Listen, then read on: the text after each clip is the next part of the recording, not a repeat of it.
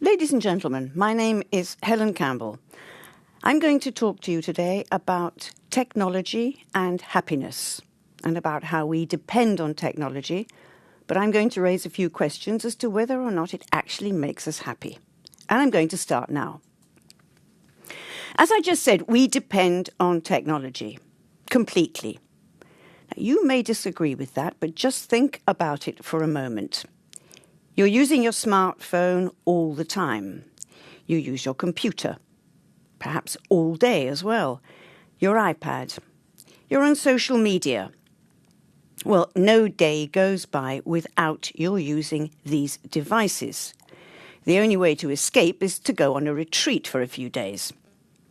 Otherwise, they are there, part of our lives. Recently, I was at a friend's. I was staying with friends, and they have two young children, aged 10 and 13.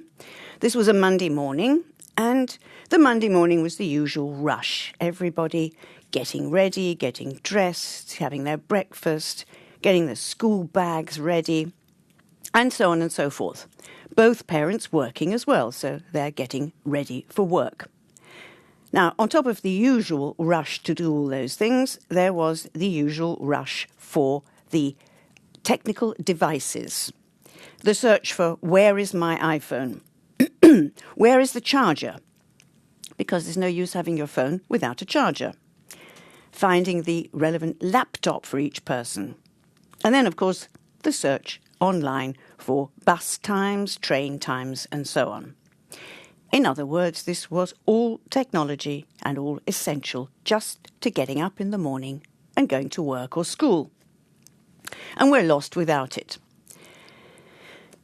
So all this connectivity, communication, does it make us actually happier? And that is my question. That, I think, is an interesting point. It seems that despite all this connectivity, people are more and more depressed. Let's take a case. Now, in the UK, my country, we have a National Health Service. And recently, the National Health Service disclosed some interesting facts.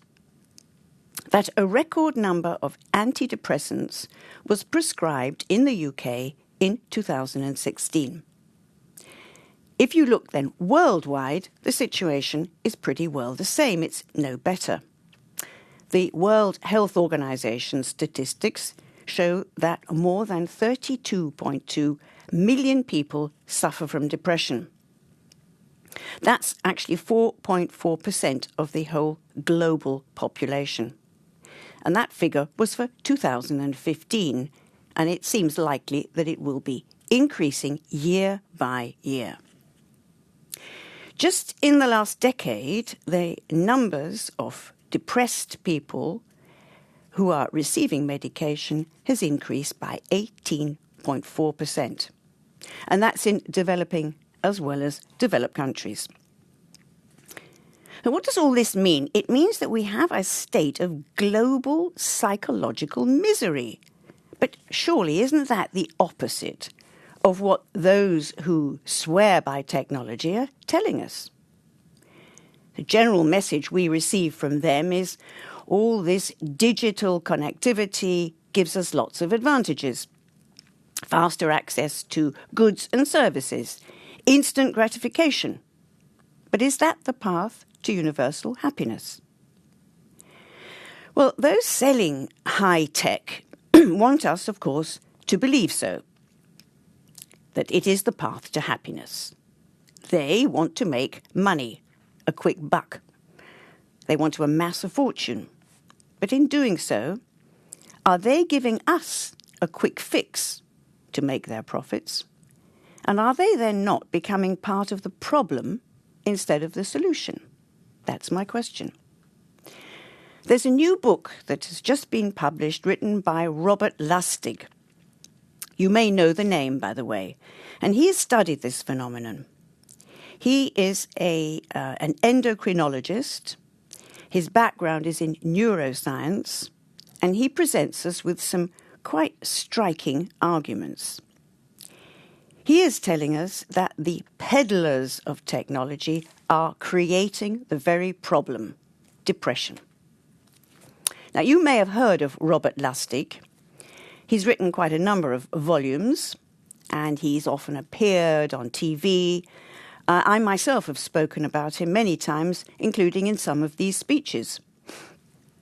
Robert Lustig is the doctor who has been pointing his finger at sugar as the culprit for today's huge increase in obesity and diabetes and heart problems. What does Mr. Lustig, or Dr. Lustig rather, say? Well, he says that we associate pleasure with happiness. Pleasure is all about reward, and you can achieve this reward by lots of means, actually. I mean, substance abuse or alcohol, for a start. Or, like a friend of mine, by going on impulsive shopping sprees, the shopaholic, as we would say. That's about pleasure. Happiness is different. Happiness is a state of general contentment and needs no such trigger.